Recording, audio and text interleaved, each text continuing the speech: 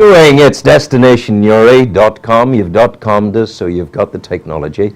The Nautilus Centre in Kilkeel is our focus of interest at the moment.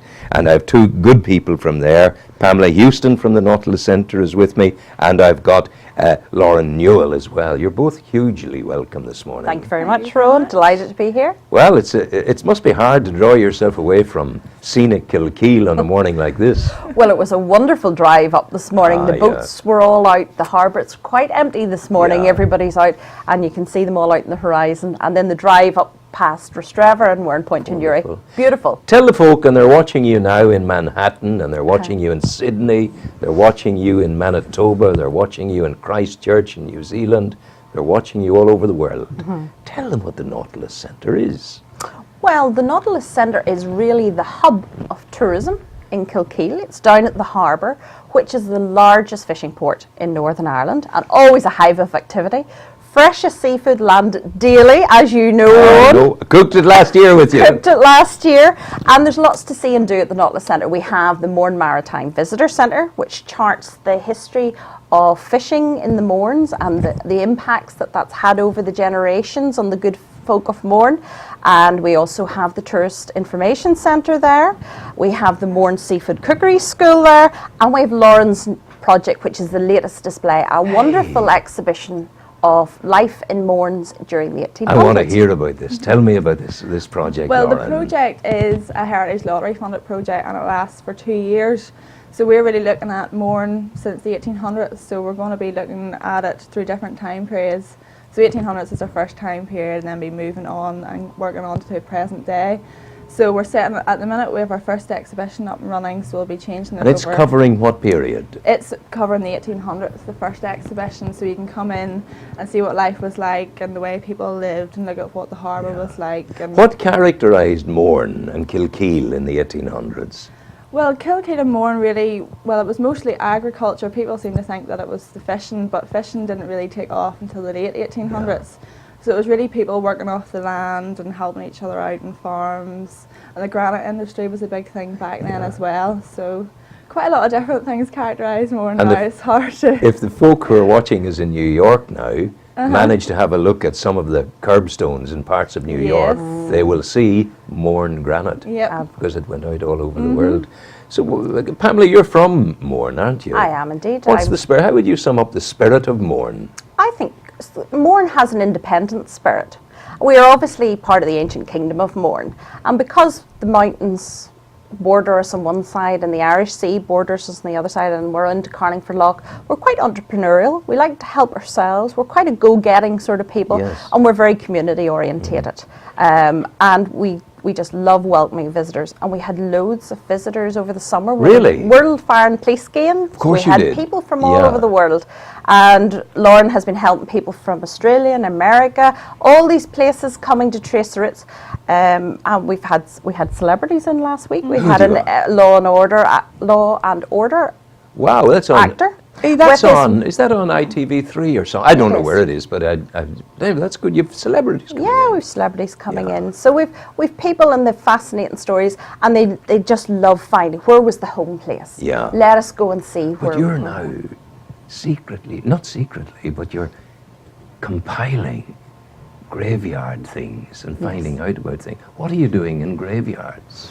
Well, Lauren is really doing the hard work. Do tell. Well, really what I do is I go around the 5 main graveyards in the Kilkeel area, and I photograph every headstone and write out all the inscriptions, find out what their names was and their date of birth and date of death, and then it'll all be put on a database online so people can go on and search and find out exactly where their ancestors were buried if they came from any of the churches. And basically it'll be so comprehensive as to allow folk right across the planet to use the internet and to find out accurately their origins. And it'll be brilliant because people can look it up before they come here, so they can know that there's something here to come see, and they can organise their time around it and get in contact with other family members that they've maybe lost contact with over the years. That's huge. And you talked about being entrepreneurial, Pamela. Entrepreneurial to the extent that you're looking south. You're developing great contacts with people on the other side of the loch in Greenore. Absolutely. Tell me about that. We've a fantastic project called Restoring the Links, because Kilkeel and Greenore were historically linked with the ferry that went across from Greencastle to Greenore, and a lot of trade was carried out all through the generations, potatoes and all of that. So we're looking at restoring those links. We've worked with the primary schools, and we've had the primary schools from Kilkeel and Greenore. And many of them had never been in Greenore. They thought they'd landed, they said it was Coronation Street. It was going back in time. Greenore looks like Coronation It does. Street, doesn't it? They thought we'd Anglesey Street and stuff like that. It's absolutely beautiful, and vice versa. And we've had businesses interlinking. We've had ladies groups, and the craft ladies groups have been working on craft projects, and we've had historical links and looking to reconnect the two communities.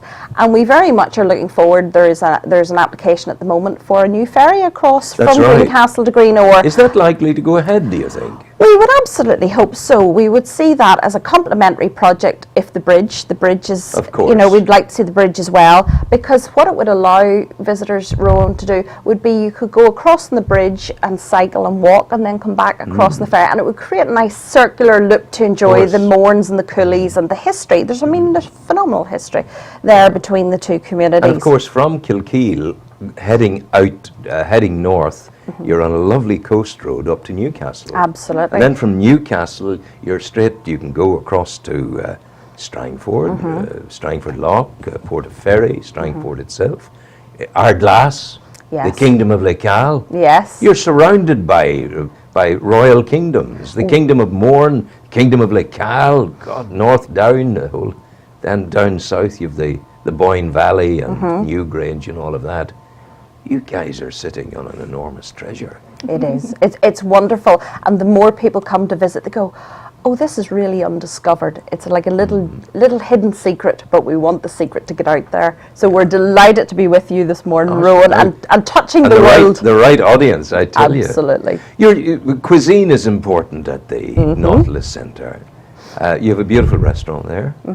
And is it still operating and going well? It's seasonal sometimes seasonal, but we have the cookery school is doing very well. Tell us about the cookery school. The cookery school, remind us. We still have Roger Moynihan, who's our wonderful head chef. He's a good man. And Roger can talk, and will have the most wonderful experience with Roger. He'll tell you the history of the food and where it was picked, and he'll tell you about maybe going up Kilbrony to pick his blackberries fresh before he brings them down to school. So tells a good story. He tells a great story, and he probably caught the salmon in the river at Ostrevor. Absolutely. The Whitewater. Absolutely. But it's all about sustainability. It's promoting the stocks that maybe aren't as well known, the local fish types. So you've got a gurnard. I mean, the monkfish is a great example. 20 years ago, it was cut up and put in bait for lobster pots. Really? Nobody would eat it.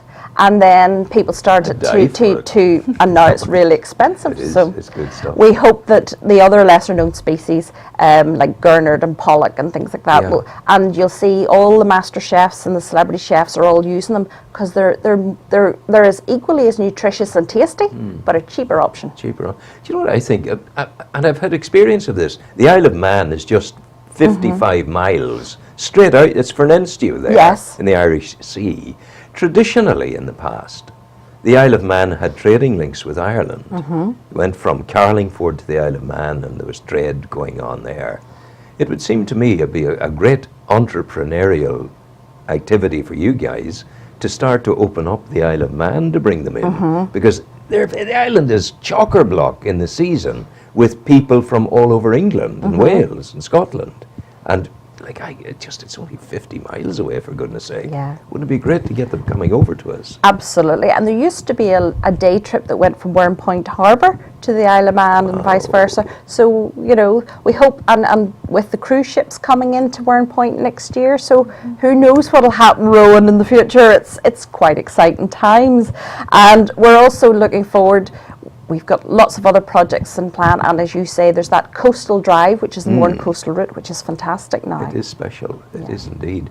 But I mean, I always find when it's maybe a harking back to childhood or boyhood, just when I come over round the corner from Camp Hill and down the long road into Kilkeel, you begin to get the smell and the feel of the sea. Yes. And that's glorious. It really Yes. is.